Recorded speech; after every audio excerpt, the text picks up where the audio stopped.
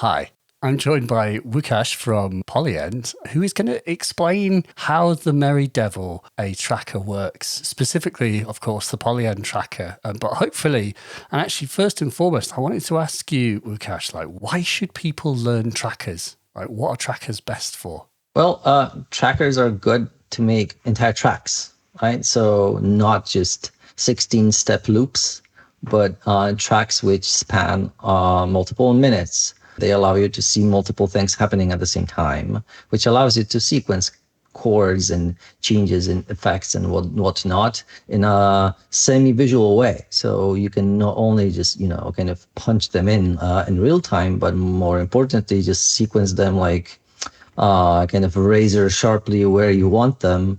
I think that's the superpower of trackers compared to traditional step sequencers, which are great and very immediate. But once you punch stuff in, it's not very easy to just see where you put stuff in unless you actually, just hear it out, hear it back, right? So trackers, great for long form music. Some of the tracker music like Bogdan Rosinsky and Aphex Twin's or Druck's album, these pieces of music are so ornate and complex. And I remember listening to them and being baffled by how you could ever use a DAW that precisely. That's the other appeal for me of trackers is, will they allow me to make much more intricate music more easily? Well, they're different in the sense that obviously, people say, oh, those are the Microsoft Excel of music. You're just looking at, a bunch of numbers and letters. But the thing is, once you get the process, it's actually very quick. And there is a lot of possibility for chance, probability, randomization, making stuff very rich. But a lot of what the tracker is about allows you to do this in a reproducible manner. What I mean is you can fill your track with some random data, but once you fill it, the data is there. So it's gonna perform the same way across multiple playbacks, which is kind of much different from having an engine that randomizes every time. For example, you've performed with modulars and whatever, right? They're kind of organic, which is great. But at the same time, if you're trying to do something reproducible, they might be a little tricky to get it to do what you want it to do, right? Yeah. In Tracker, if you use the fill functionality, for example, you can just use randomization, all you want. But once you hit the happy accident, right? Once you hit the sweet spot, you can just keep it. And then you know that when you're going to play your tune back, it's going to sound exactly the same. Yeah. Okay. Cool. So how do we use it? Well, I see you already put some notes in. So essentially, what you do is you put notes in and time goes down, right? So you can see steps numbered on the left in the column on the left. Each track is monophonic, meaning it only plays a single note, but it can use multiple instruments per step, right? So each step can actually be a different instrument. In Polyend tracker, we use the same kind of philosophy of trackers as Pro Tracker, Fast Tracker, this sort of family of trackers. So our entire sequencing is composed of patterns. Patterns are just, a bunch of tracks together of the same length, right? So here in the screen, you see you have this, default length of 32. And there's in your pattern 15 has 8 tracks. These are the number of tracks that we have on the on tracker that allows you to play notes polyphonically, right? So there's going to be 8 notes at the same time. So each track is monophonic, but because you have 8, 3 of them together could be playing 3 notes of a chord. Exactly. 1, 2, 3. Yeah. So the very basic usage of it is to just punch notes in. And to do it, you have to press record. So you have to press yes. And now you're in edit mode, so you can punch notes in. And so I actually have something here, which is a little beat. Yeah. I actually can't remember how I wrote this. But I think this is the drums in this channel because I see lots of things changing potentially. And just a constant tone here and a few other bits. And there's all of this sort of dead space here where I could add more things in. So regarding punching in, do you want to just explain that again? I hit record, and now where are my sounds and how do I punch them in one by one? Okay, so once you're in edit mode, so like now you're not. So we're gonna have to go there. What you can do is just select some step that you want to edit, and then use the grid to just punch in a particular note there. Right. So if you press any of the pads, like it's gonna choose a particular note using the current instrument. The current instrument is kind of highlighted at the right and top corner, right? Like, so you have like this instrument. Tricky clicky. Tricky clicky. Yeah. Yes. If you want to change that, you can just hold instrument. That's this yellow button. Yes. And when you hold it, you can just use the knob to change to a different one. So there's this little dial. I've forgotten what all these things are, but let's try that. So now if I play this as a keyboard, will I hear this? Yes.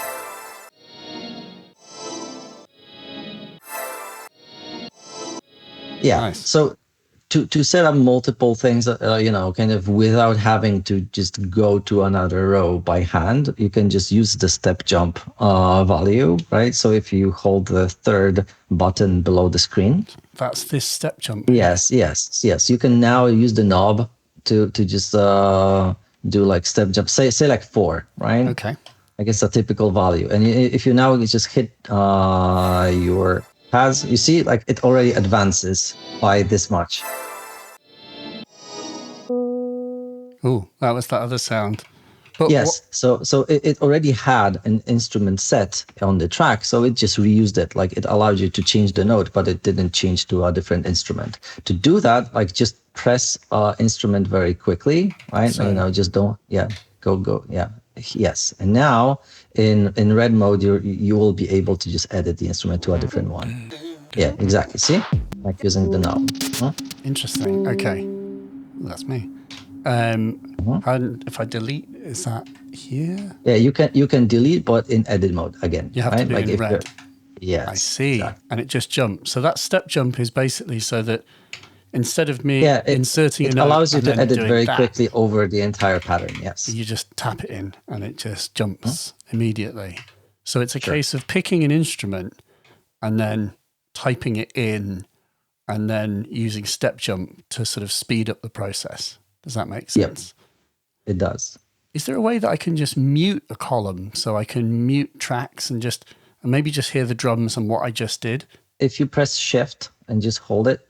Shift? A bit, yes. Here. Oh, look. Yeah, you can mute tracks. Just like that. Yeah. So. And you can see them like, they become grayed out, don't they? Yes. Yeah, that's really cool. Okay, so that was shift and that has another function there. So.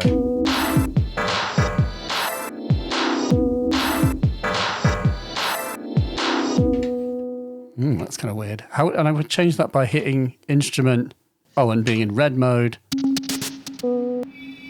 Yeah, or again, you can use the pads right now. Like when you go to red, like you can see that you're on instrument 3. If you change it on the pads, like it'll also change to us. Yeah, see, like instrument 17, like that.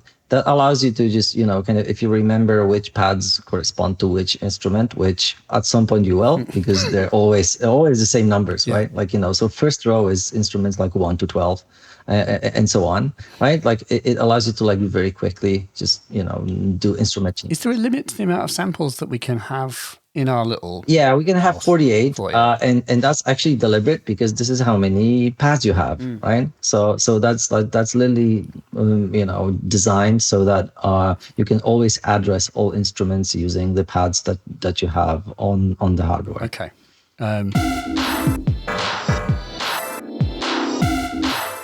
I see. So it's like quite easy to grab things, drop them in, and then change them.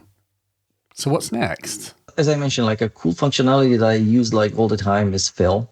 So fill, like if we choose some track that is empty right now, like I could show you like what we can do with that. If I go shift and I'll unmute all these other ones, or perhaps unmute these, but we'll go to track 6, which has got, I believe, nothing in it. Yeah. So if you use record again, like let's stay in red mode, like we're going to be using it all the time. Okay. So what you can do is press now Shift and up. On this little cursor. Yeah. Yes. Oh. Now we selected the entire track, right? Like so, all the steps, right? And you can take the finger off the shift key. It's fine. Enjoyed pushing it. Yes. Okay. Yes. Yeah. Yeah. So now if you press the fill functionality, yes. So that key. Oh. We can fill stuff with, events. So for example, we can do where you can select random. So just turn the knob a little left. So I see. Yeah, see, it's like, yeah, so like we can just do like randomness of certain density, right? So let's say like 30%, right, or whatnot. Yeah.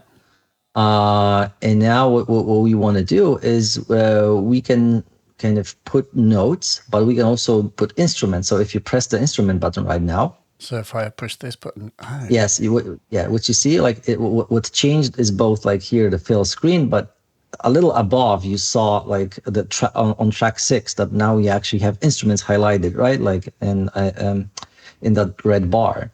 So what we can do right now is we can fill with a bunch of instruments or the same one. So I'm not really sure like what kind of samples you have there, but we could like either use like a range of, I don't know, some like hi-hats or whatnot, or a single one if you only have a single one. So yeah, okay, like you have like some peak hi-hat or whatever, like for example, right? Yes. So let's change this to be random, right? So let's use random like density, like say 30%. Yeah, I see. Yeah. And now we can just press fill, right? So we're filling, and you see like it's random, but it's reproducible. Is gonna play back the same way every time. Yeah, so what you can do on top of this is either like you can delete if you don't like it, but what you can do is just do the same thing again. So shift up. Shift up. Yes, so we now have everything highlighted, and you can just press fill again. And now we have like around like 60%. Right? So it's just nice. Yeah, and it does sound like organic, like, right from the get-go, because it's random, but at the same time, like if you just put it in a sequence, it'll sound natural as well, because it'll be repetitive, right? Like you can actually... It's the spirit of techno, isn't it? It's like the repeating the same, as long as you repeat a completely random thing the same time every time, then it's not random anymore. Yeah, because it becomes familiar, right? So yeah, like this allows you to actually like, do like very long sequences like that as well. Yeah, so I use that all the time. And if you go like to fill for a short while again. So hang on, I need to go back up to the top and then yes, exactly. Fill. Yep. Yeah, like we won't be doing this right now, but like you can actually see how many kinds of stuff there is. Like, like on the left, you can see like, we can put events where notes are, or where there's no note, where there's already an effect, or where there's no effects, like randomness we already used. You can actually do reproducible. So each, X number of steps, or Euclidean events, which is actually also like interesting because it's depending on how long the pattern is. So yeah, like I like that also a lot. And there's different options depending on whether you have the note chosen or instrument or effects chosen, right? So it'll obviously... They're all different types of data as well. And effects are like... Yeah, so what it means here, or where, is where there is an effect on a row, right? And with no effects where there's no effect on a row. Like, so this is the selector of where we're going to fill. Okay. Yes, but what we're going to fill, you have to choose using the colorful buttons, right? So now we're on instrument, right? As you can see, kind of highlighted in like track 6. But if you, for example, like press, this pink button, what you're going to see is now we're going to be filling effects, right? I see. Yes. Yeah. But here, yes. So the left column is just, where to fill. And what to fill, like you choose with the colorful buttons. Interesting. So again, the whole purpose of this, because it might seem like what's the point is to input lots of data quickly. Very quickly. And then yes, you can take a judgment on. Yes, micro tuning, for example, will allow you to just do like micro kind of humanization or whatever. So here, for example, very quickly, you could use where, right? You could choose note, meaning only put this effect where there are already notes, right? And effects type, just choose micro tuning. Yeah. And let's choose like some random value. So fill type random. And from, let's say like -10. Okay. Yeah. Yeah, right. Like to, or yeah, whatever, to like +10, right? So like just a little bit of like humanization, right? Like it's not going to be like very big, but when you fill this, now you're going to hear, see that the hats are like subtly different every time. We could make that like, more extreme, of course. Yeah, you can do it more extreme for like, kind of the demo purposes. But as you can see, it already filled this, right? Which is like a functionality that some DAWs like also have, like you can humanize, right? Like velocity or whatever. So like this is the equivalent essentially of that. You can do this all by hand, of course, but it's just like, sure. I really like the idea that what you were talking about, that you can do it randomly and then you can take a judgment and you could probably go in and fine tune, the volumes as you wish to do. Yes. Kind of perfect and, make it your own. Cool. What else would you say next is the most important thing for kind of songwriting creatively on this? Yeah, so there's two effects, as you can see. So you can put two at the same time. But just to sort of clarify, this effect doesn't really mean like reverb and delay, although this does have reverb and delay. Is it referring more to almost like MIDI effects? Yeah, this is like classic tracker parlance. So like, if you don't use any, we call them effects, right? Like you're going to just play the sample in like some vanilla way, right? Like effects are whatever changes the behavior of the default playback, right? So in tracker, for example, like you can change the volume and that change isn't relative to whatever the instrument velocity, like the volume was. Like it'll actually, just override the volume with whatever you set, right? So like it's literally just affecting what is happening on a particular step, right? So we can put two of them. This is kind of enough for most purposes, but it's a little limiting. However, we found out that a lot of people like the kind of having limits to things. So you just have to focus on like what is the most important thing about a given note, like what is it trying to actually convey, and you go for that, right? So 2 is usually a lot, unless you, for example, want to change the volume at the same time, which is one of the effects, right? So if you use volume, like you're going to use one lane of the effects, and then both these are the same. So it's just applying basically two automation lanes that you can apply. Yeah. So like, historically, like when Tracker was first being developed, we actually had like a separate volume column and a separate effects column. But later on, we just decided it just doesn't make sense to just use a single volume column. We can just use it for any kind of effect. Yeah. Nice.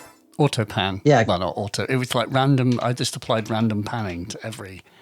Yeah, I cannot hear the panning over Skype, Sorry, but yeah, like I trust it. I trust it to work. Amazing, Łukasz. It sounded incredible. Cool. Okay, really cool. So, but then there are real effects in here, aren't there? Sure. What you do most often though is with sounds like, for example, your hi-hat. What you can do is you can just go to instrument parameters, so that like top left button. So this one, yeah. And you see like there's a bunch of things that we can already do with this instrument, which is going to affect like every playback, right? For example, you can see you can set some default volume and default panning and default tune and whatnot. So this is just literally adjusting. Oh yeah, quiet, loud. Yeah.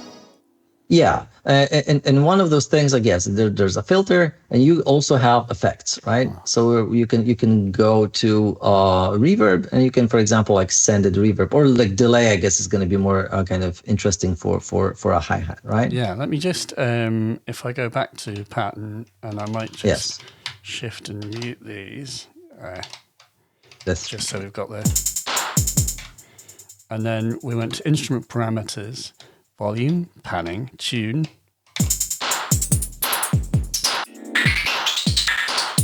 Yeah, some like Aphex Twin vibes. Fully, like tuning your hats is got to be done, and your kick drum, of course. Like making a bass drum or bass line out of a bass drum. But then effects, you said, so there's delay and reverb. Let me turn these down, and then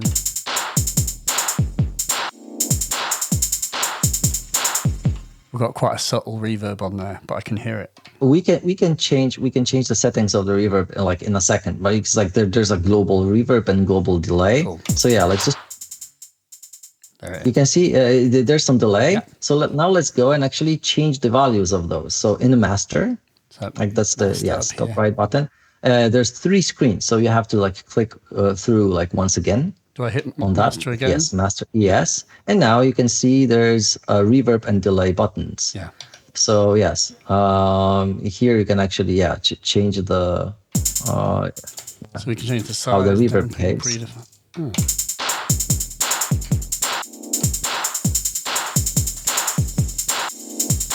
Oh, nice.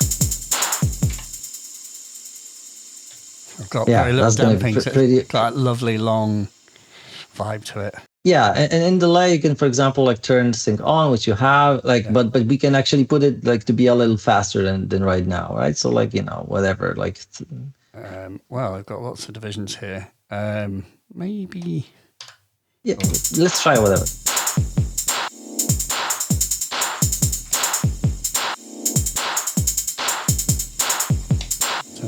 Yeah.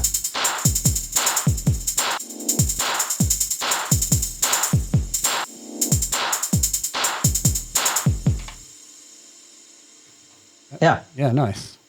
So really simple but nice effects, like basic but nice. Yes, like they're like very bread and butter, but like they essentially just do the job. Like so, like just like the EQ that we have here, and like there's a global limiter, and there's bass boost and space, which are only on the analog out. So if you do export, like they're analog, so you're not gonna have those. But like if you're outputting like to some particular I don't know, like PA, and you see that like I'm lacking some bass, like you can just add that there. Yeah. What space? Space is kind of like something like in Ableton Live or other DAWs, like some effects you allow you to go over 100% in like stereo spacing. Yeah. Right, so they actually kind of space things more out. Like, so this is something like that. Okay. Yeah. I'm actually hearing the.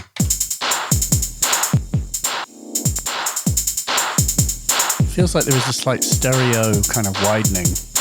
Yeah, exactly. My stereo hearing is terrible at the moment. So, and then EQ and limiting, and there is sidechain, and you can pick a track to be the sidechain source. So presumably if you were using a kick on maybe track 1, then it would duck everything against that track. Actually, you do have like, I guess track 3 is something of the sort, so we can actually see like, how it works. Yeah.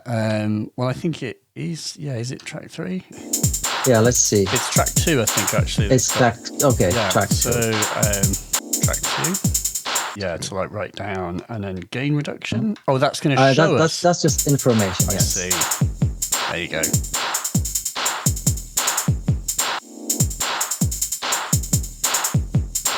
Nice. I mean, you can spend a lot more time finessing that, but it's nice to know that it's there. So it is also, it's frequency dependent, at least. It seems like you're just using the kick and it's not clamping down with the snare that is on the same channel. It was fine-tuned so that it's most kind of, like most bang for the buck for the number of kind of options that you have here. But I would have to check the code to confirm with you like exactly how it works. But yeah, like people are using it and they're happy with it. So I guess, to me it does. It's just when the kick happens, and that's actually that is exactly what I would prefer, certainly. So great. Cool. Obviously, we talked about the fact that, you have these effects channels. And for me, that's kind of the excitement of like the tracker is all this stuff, which is to say the kind of, really programming in just with data, like programming in like, Yeah, sure. rolls and fills and things like that.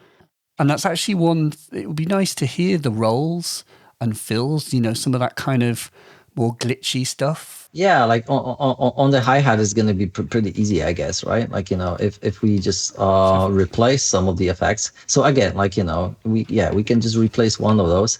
We don't have to replace all of them. So yeah, like you can just leave your panning or whatever, but like we can just put the rolls like sometimes, right? Like, so it makes perfect sense, to just do the rolls like, and where they make sense musically, right? And the rolls already, if you just go like and press the effect, right? Like, and hold it. So yeah. Like you can also see like press description, right? On this, like below the screen. That's a thing. So good grief, look at all this. And it'll explain you like what you can do. Yes. That's a uniquely good thing about having a screen and a computer-ish device, but it's still, I think there's another point here, which is, and you won't see this in the video, and maybe you'll have to tell me that it's true, and I hope it is, that you begin to build kind of muscle memory because of the physical controls. You can become a bit of a touch typer. You absolutely do. Like the entire thing about like having 48 samples is like, you just have like this many pads on the instrument. So like a bunch of things that we're just doing right now, like are literally finding a menu, but mostly you can just use the right pad for those things. And like there's always shift is always in the same place. Like cursors are always in the same place. If you need to copy and paste a thing, like it's always the same way. So even like if you just go to sample loader and you want to copy a sample to a different position, like again, you just go like to the right screen, right? So you're using the right cursor, you just press right. Oh, I see. Yeah, and now like if you want to copy this hi-hat, but we're going to be changing it later, for example, just press copy. Yeah. Right, and just go to a different slot, so say like 30 or whatever. Yes, and now shift copy is paste. Oh, yes. Yeah, exactly. Yeah, so now you just copy it, and this works kind of across the device. So like it's computer-like, but it's not really a general purpose computer. Like it's an instrument that you can actually learn to master. The point with this also is that it runs, we're running this on USB. I've got a little plug. You can run it on like a power bank. And, and really this is like a armchair device in the sense that you can, when I first got this, I was in a house in the Lake District, which is like the kind of gorgeous mountainous region of like the northwest of England. And just being able to sit in an armchair with a pair of headphones and just this device is quite delightful in my limited experience with it. And then, so would you do this because you would do destructive things to samples? Can we look at the whole making a granular sound thing? Oh yeah, sure. So like first let's look like at destructive effects. So those are two things. So in sample editor, where if you go like the middle button, there's a bunch of effects that you can actually do on the sample itself. So they're not going to be effects that you can reverse. Yeah. Well, unless you just press undo before leaving the screen. But say like flanger or whatever else, like it's going to actually change the sample underneath. Yeah, cool. Yes, exactly. Store it. So So if I hit select effect, I get some controls. Like each effect has different ones. Yeah, so like flanger is maybe not great like for just like a hi-hat sound. You but can like hear it doubling there. It's like yes, that's true. Yes, but maybe it's slightly. Yeah, for example, like Bit Crusher is like easy to hear. Like for example, so turn the rate down. It's just 4 bits. So yes, it's definitely crushed, right? Okay, maybe 12 for that like bite and sizzle. I like low bit rate, and you get that sort of hair, the furry kind of like almost hairy sound. This is pretty granular. Oh wow. Yeah. Okay. Cool. Let's just do that. So. Yes. Now the sound changed, right? Is there a button I can push just to hear it, or? Yeah, you can play on the pads. Wow. Okay. So I'm destructively applying effects, and this is to me, that's really interesting. It's because I'm a Colossal Aphex Twin fan. I've read everything he's ever written and said, and he talks a lot about the value of destructive EQ and compression and stuff like that. He's like, you know, the way that the modern DAW is arranged with everything on tracks so that you would have a single sound on a track, but you would uniformly apply a compressor that is active all the time, consuming DSP resources, when what you really should just do is print that effect. And that is, I'm right in thinking it's a very old school technique, because when you were using samplers back in the day, instead of having, you know, EQ or automation so that it would apply a reverb, one colossal reverb hit to a moment, you would print a colossal amount of reverb to one sound and then play that sound. Do you know what I mean? So you would, Sure. That's how you can, you can go beyond sort of, you can basically do things that would require a complex DAW, but you were doing them with a basic sampler. Yes. So here the idea is the same. Like that by doing this destructively, you save resources. Yeah. But also like this allows you to kind of, you know, later on just to use the changed sample in kind of creative ways. One way to just achieve a sample that is more complex is to render a selection from a track. So yeah, so you can build a single sample from, say, 3 tracks at the same time, right? So, but that's now just one sample. So you can kind of, you see what I mean? Like compress multiple tracks into one. So you can kind of save your layer sounds. Polyphony. Yeah, you could make a chord, like a rave stab, or you could layer things, you know, so you had like a sine wave plus a toppy part of a kick, and make a sort of combo.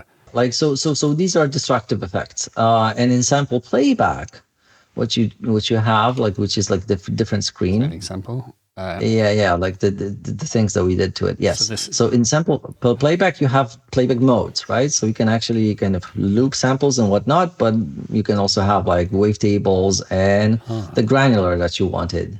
Oh wow, we're already there. Yeah, like. Yes, but let's just maybe make the length of the grain longer. So. Yeah, see, like now you can see that here kind of that it's grainy. If you change, like there's a bunch of shapes that you can use. So like square, triangle, Gauss. Yeah, yes, like that's a bell shape. Yes, so they usually sound better. Yeah. So this is granular is basically looping tiny short slices of the sound and turning what is a one shot into like a tone. The fun thing though is that you have like this position here, right? Like, you know, so you can obviously change that. You can move around this, but you can also just if you just keep it at some point, you can go to instrument parameters now. Okay. So like the top left button.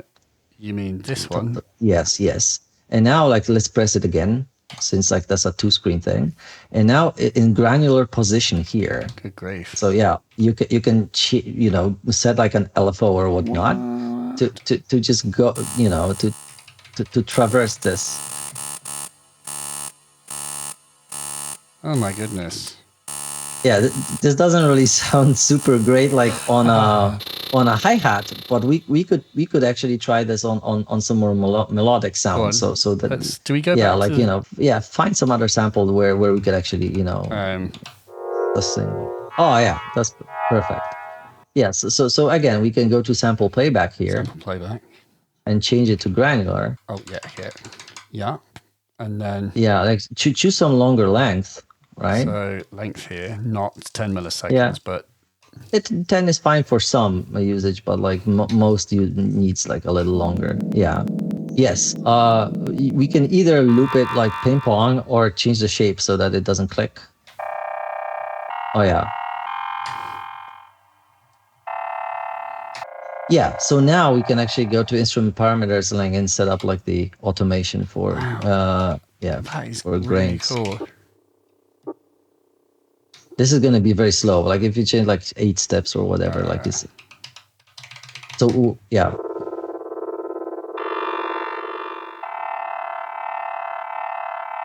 Yeah, can you hear it changing?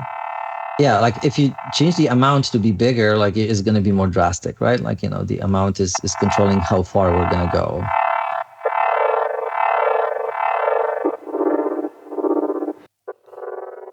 So the LFO lasts 8 steps, basically. Yes. So if you change tempo, it's gonna automatically sync. So like if you do like beat, synchronized effects is gonna stay in sync. Yeah. And the key thing here is allowing you to build instruments out of things. That's my understanding. Yes. So it's kind of, that's really interesting.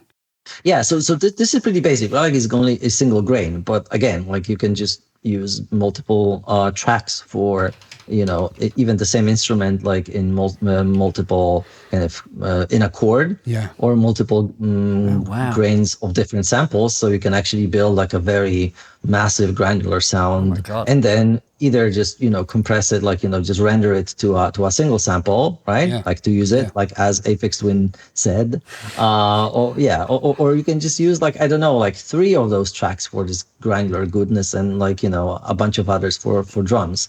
So 8 tracks is pretty limiting, but it's creatively limiting. So you can actually just do like entire albums on it, as Polyend actually showed. Like there's a bunch of albums now like released from the special editions.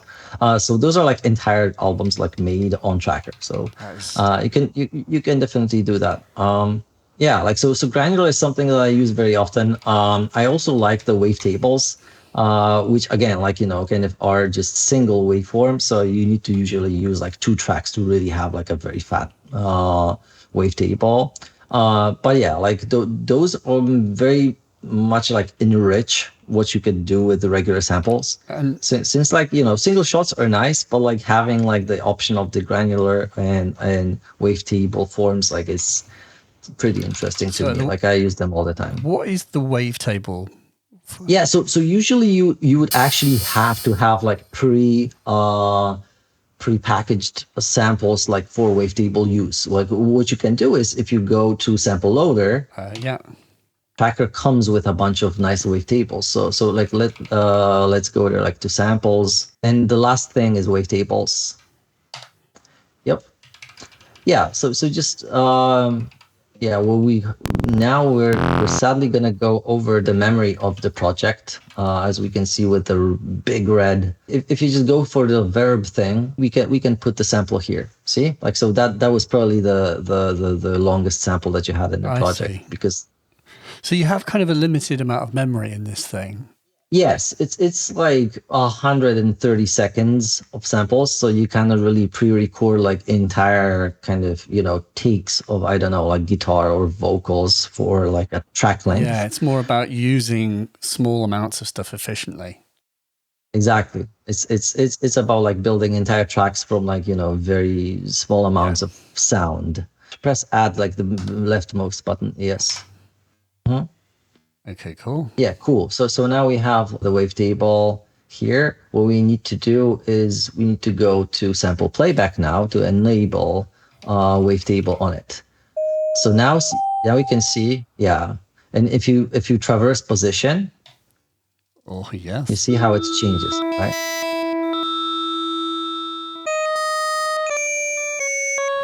Interesting. So a wavetable is basically probably a long sample. It's organized in a way that this then interprets as a wavetable.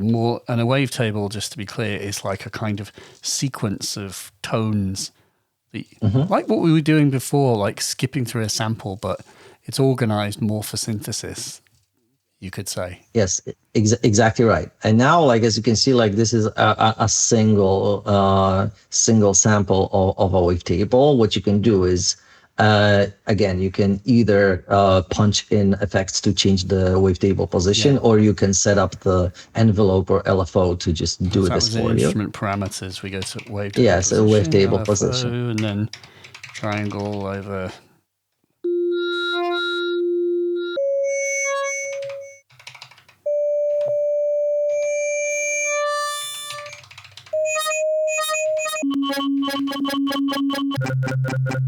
Yeah.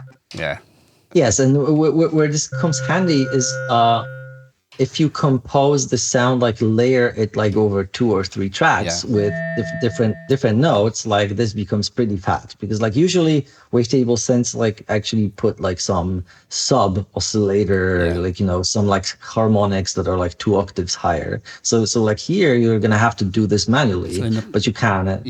Like for example 7 and 8, like you would use those 2 tracks to just, you know, layer your like Wavetable bass. And then like you could get like a very deep sound. How do you do this thing of printing part of the arrangement into a new sound? So okay, let's go to edit mode right now. So push the red rack. Yeah, like let's go left, because like this is where we actually have some events. You can select a bunch of rows like using shift and down. Yeah, leave shift. In more, like here you have render selection, the first button. Yeah. Yes, you just have to name it somehow, so you can see like you have like this like heady stream or whatever. Yes. Wistful hobbies. If that isn't tracking, I don't know what is. And then do I do render or load or render selection? So yeah, render selection. Yeah, and it's already stored like on the SD card, so you can go to sample loader and load it. Go up from the wavetables. So yeah, like up a level. So enter is the button on the left side. Which one? On the screen, under the screen. Yes, here. Yes. Yeah, like let's go up, because these are the samples, are stuff that is I guess that's in either recordings or export. I don't remember now. I don't. Yeah. So let's try export then. That sounds catchy. No. Wistful hobbies. There it is.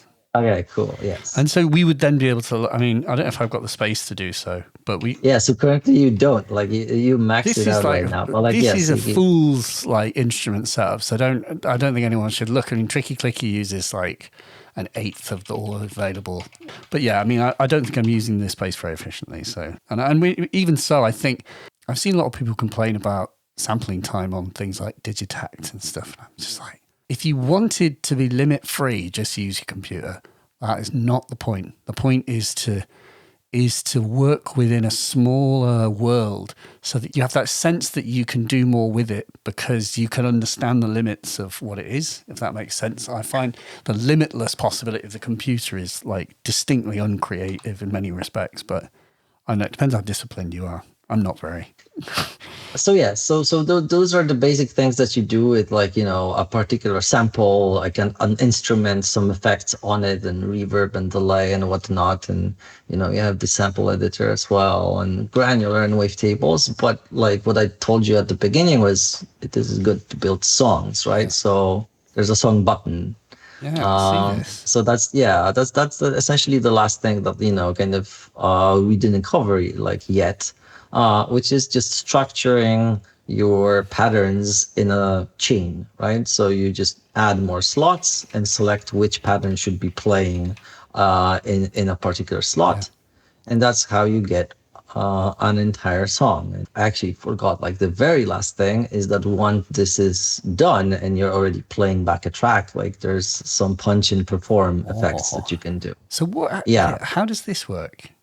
Here, what you can do is, again, like this is supposed to be like a playable as an instrument. So what you do is you configure what you're going to be doing with the pads, right? So to configure it, like let's go to edit mode. So like red button.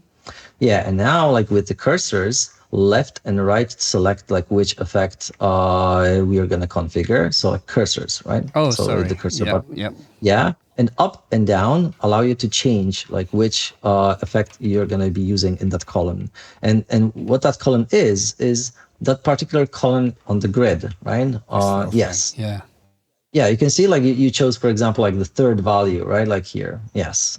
So what we can do now is, if you actually, you know, hold that pad, right? You can now use the knob to change values, right? So we're setting up, you know, what the grid is going to do. Right, like the first one is always just reset, right? So it's going to always reset, because it's like you want to turn off the effect, right? So yeah, that's always going to kind of stay in default. But like those other three allow you to just choose like whatever values make sense musically. Yeah, for example, you can detune your bass or whatever. Yeah, so you can select a bunch of values here, a bunch of effects. As you can see, you have like 12 different effects that you can have at the same time.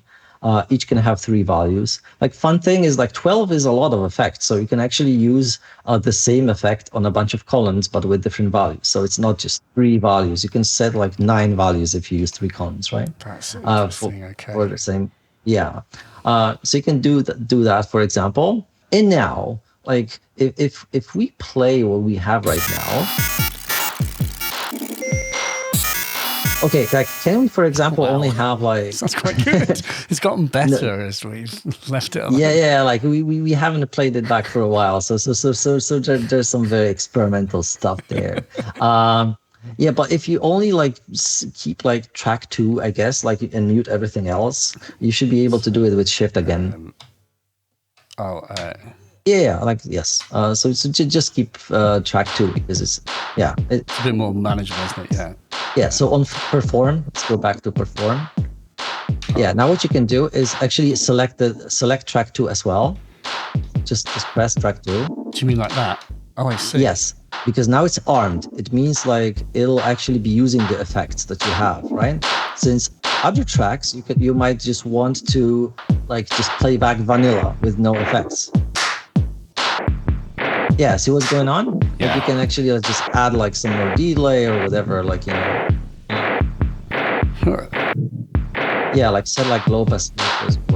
That's really cool. Yeah, so you can. Yeah, like the fun thing is like there's also like re-triggers there. Like so that's the sort of thing that you probably would want like with the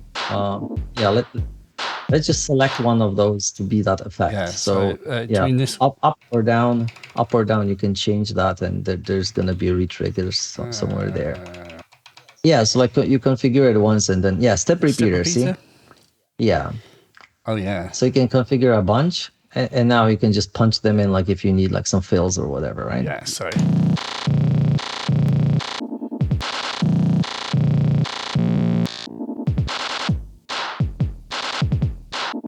See, like you're already getting the hang of it. That it's supposed to be played on, right? Combined. Yeah, that's the entire point.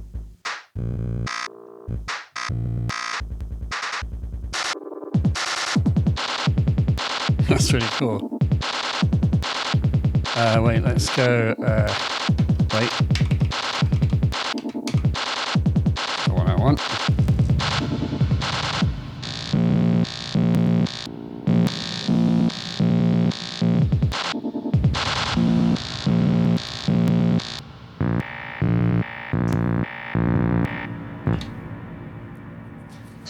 Aha, almost. Yeah. That's really, cool. makes a lot more sense. That actually makes sense to me now. I didn't make sense to me when I first saw it because it's quite an abstract concept, but it makes complete sense. It's just like little performable things. And I think what speaks to me here is the fact that you determine it's not like just press play effect where, you know, you push the button and some kind of randomness that's truly random will occur. You think about what all of these values are going to be and you test them so you know that they're good and useful, and then you go ahead and perform. Yeah, you need to set them up. Like for example, like the low pass filter, like, you know, kind of it's very useful, but like you just have to set it up for values that make sense in your particular track. Yeah, wicked. Oh man, that's so cool. Yeah, that's essentially your instrument. Like now you essentially can do whatever. Like I've got it. But I mean, I'm starting to, you know, you've explained this to me once. I'm starting to learn where things are. Oh yeah, radio. That was the one other thing. Radio Gaga. My goodness. Yeah. That's the thing. I can record samples. If you do have like a very long cable connected like to your headphones or line output or whatever, you can actually use radio as well. Now it doesn't really sound like very good, but like, yeah, right?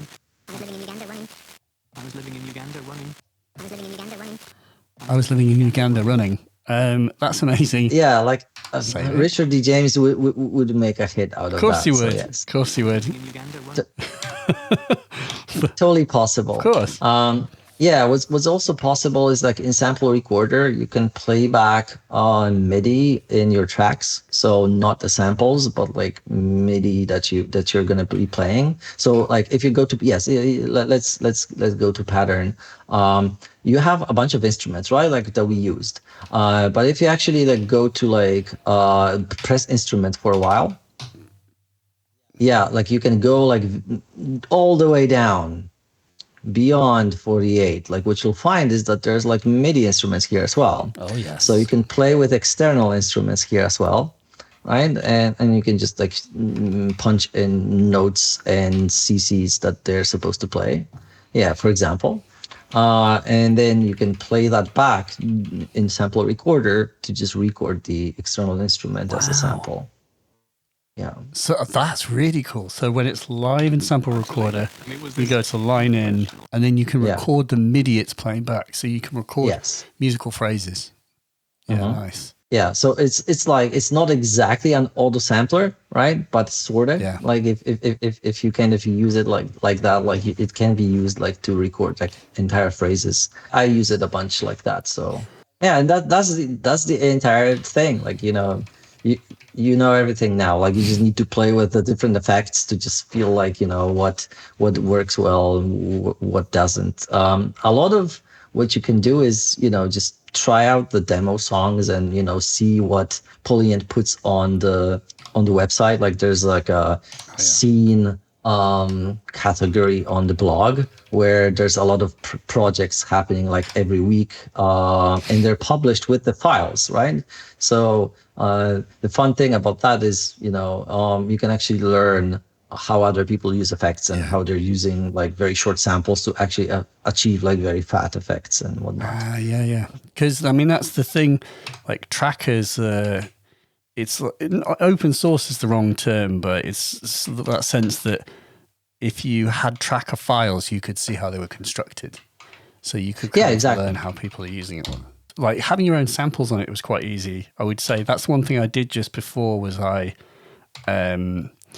went and basically copied my whole like sample library across onto it. So I've got it on the SD card because you've got, whilst it's obviously got a limited amount of internal memory, SD cards you can have gigabytes of stuff. So that was one thing. I just had loads of samples. And then the other thing was you can run NES games on it.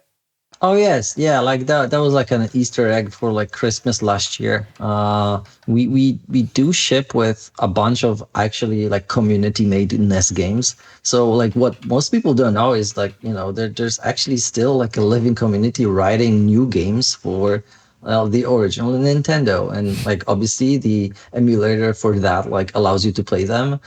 So kind of no copyright infringement, no issues with legality. Like I can actually play games on Polyend Tracker. Like like it's maybe like a silly use case for the device, but it is definitely possible. I mean, it's like the physical buttons as well. Like, how do we? How is it you actually play the games? Do you go to? There's a games button here, like on the screen that you're on. Yeah, the games button. Oh, what's that? Oh, I accidentally put a load of Nintendo games in here. Well, how did I do such a silly thing? What are you in the mood for? Not all of these will necessarily work perfectly. Yeah, I'm not sure. Yeah. But let's find out. Oh my god. Okay, try the cursors now. Like, is that gonna do anything? Yes. Oh. My life is fully complete. Sorry, what were you saying, Łukasz? There's something about a Polyend tracker, I think. Yes. Now, the only thing that we need is to be able to sample from the, from the game. Oh yeah, that would be pretty cool. I know. How do I stop it? Stop. So to stop the game, like you just turn off the device. Yeah, like this is an entirely different mode of operation for the instrument. Very much like non-standard. You need to reboot the device. Yeah. That was fun. Yeah, the game takes over the entire system. So yeah. you need It's to nice reboot to, it. I think it's important to take a breather and do something else and then come back. Breaks are important, so let that be a lesson to us all. Well, Łukasz, thank you so much for showing me how to track. Yeah, happy to be here. Any other parting advice for would-be trackers, would you say? Well, not sure. Like, kind of trackers are less popular than they used to be, like, 20 years back. But I do think there's a certain resurgence of them, especially in the hardware space. Yeah, like if you don't feel like this is a device for you, just, kind of I would just advise you to just try out like a software one and just see how you feel, because very often, like, the first look at how a tracker screen looks like is kind of, scary, right? Yeah, A bunch of numbers and letters. But if you actually feel like what it's doing, that it's just displaying you what it's going to do or what's going to play, and it's displaying you multiple tracks at the same time, which is kind of, high density. And it allows you to actually very precisely tell the instrument what it's supposed to play at which time. Like, it sort of starts to make sense. And I believe, like, it allows you to do actually very rich arrangements, which aren't based on, like, looping the same thing over and over again, because you can just do like small variations at any given point. So yeah, like, just give it a go. Like, I am kind of very biased since I've been using trackers like since being a kid, like literally on the Amiga. But I still kind of feel like this is an underappreciated way of sequencing music. Yeah, if nothing else, it's sort of an interesting holiday of music making, like a different way of working. And of course, you can like sync this to other gear, so you could just use it as like a very like breaky drum machine. Oh yes, yeah. As I showed you with the MIDI functionality, like you can send notes there. Like, it can be used as a MIDI master. It can slave of a different clock. You can actually loop in, an instrument online input and also pass it through like the built-in delay and reverb. So yeah, like, kind of if you do have like a simple mono synth or whatever, like perfect. Like, you can actually just apply those effects to it and, just sequence it with the tracker, which is for sure a more complex sequencer than whatever you're going to have in a simple hardware synthesizer, right? I also really like the idea of having a small modular synth that's just for sound design and just like tracker plus a simple but like a well-chosen modular synth that can just make lots of sounds and just like, recording them basically into the recorder and building whole tracks, building up arrangements from bits and bobs and using this as a kind of medium to take modular. Do you know what I mean? Like, not live, but just to be sampled, use that as a workflow for one of it. So Polyend also makes like Poly 2, right? Like, which is actually like a Eurorack, like MIDI to CV bridge. And that works well with Tracker. Like, Tracker can actually be powered off of Poly 2. So you can just connect it there. And, there you can just use the MIDI out from Tracker to actually control Modular directly. As a MIDI sequencer as well, which I guess was kind of a lot of the old like Octamed and stuff is used as MIDI sequencers for Ataris, for Akai's,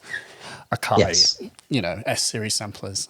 Yeah, so like I did have like an Octamed on Amiga. So it was pretty cool back in the day. Like, it was the only thing that I could use at the time, like, to just allowed me to use 6 tracks and not just 4, since it did some software mixing, but like it wasn't very powerful. So like those were like much quieter and less hi-fi, but it was awesome at the time. Yeah, it was awesome at the time. And Łukasz, if people want to hear your tracker tracks, where would we find them?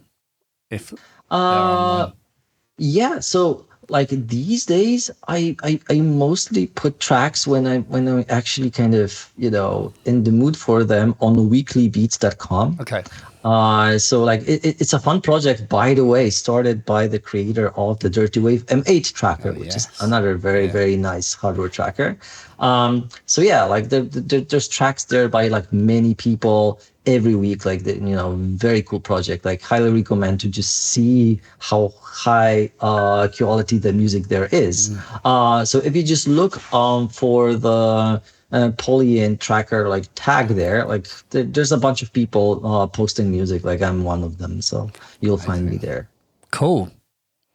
Well, I think that's it. Any questions? Leave a comment, subscribe, and we'll see you next time. Thanks, Łukasz. Bye. Bye. Bye bye.